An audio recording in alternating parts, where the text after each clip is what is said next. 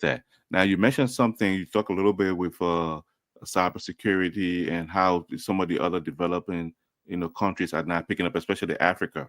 I always think that Africa is in a unique position because they don't have to go through the pitfalls.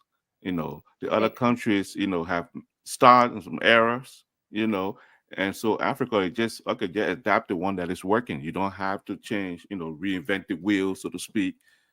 But it still is a challenge to Africa when it comes to technology. What's your thought on that? Yeah, that's exactly what I mentioned previously. You guys in quite a unique probably position because you can already take those low-hanging fruits, right? Hmm. Because you're just looking similar like Asia is doing right now. They're looking in US, they're looking in Europe, and they're just doing it smarter, for example. And Africa has even more advantage because you can do it even smarter. So I am confident that technological development will be even faster. But from another hand side, I think what probably the challenge what Africa will face is the knowledge. Because Mm. you need to bring the people, the experts to educate society. And I guess this is also one of the target of your podcast as well, to give certain knowledge, right? Right.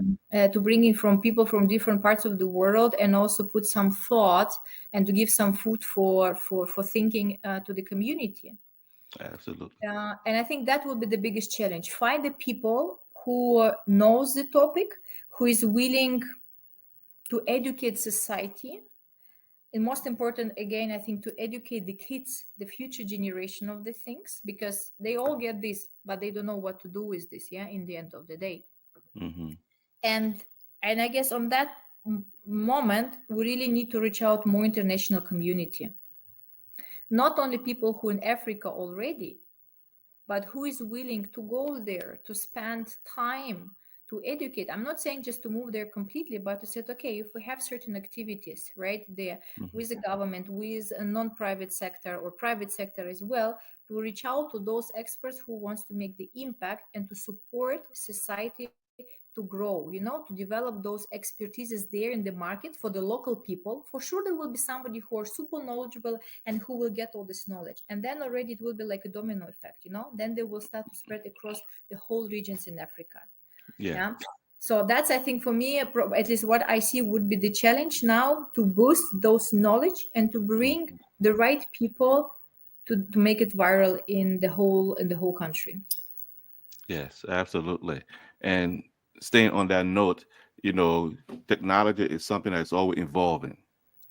People being creative, and I mean, with mine, sometimes I make my trips, back to Liberia, and you see some of the creativity that people are that are doing.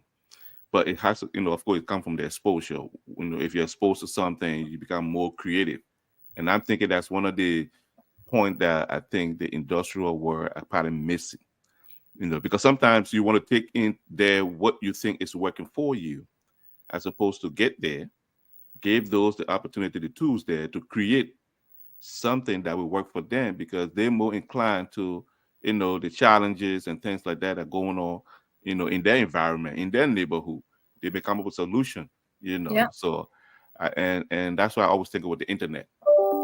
The Mhm. internet, if it's accessible there, it would create a lot of opportunity for some of the young ones that coming up because they do have some mindset in that.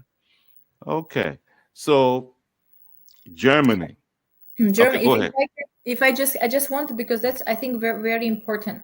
Hmm. Because African community, as I said, we also have a lot of business there in Africa. What I see, you have a lot of young generation, and people are hungry. I see people are Yes. hungry for knowledge. People want to learn. They want, as you said, they are creative because it's different mindset. They Hmm. want to do the new things. So you don't need to push them. You don't need to motivate them. Say, come on, let's do startup. Let's whatever, do something together. They want to do it naturally because they want themselves to develop and they want their country to develop. And I think this is super great asset, which the global community needs to think how to use it even more and give exactly those passionate and young and motivated people opportunity to grow and to learn. Yeah, and that's I said. So if I can support, I mean, if anybody in our community can support that, we have to do that. We have to support this young generation because that's unique asset that we have in Africa, honestly. And not, I don't know any country of the world like that, frankly speaking. People Yeah. who are hungry for knowledge. Yeah. Yeah.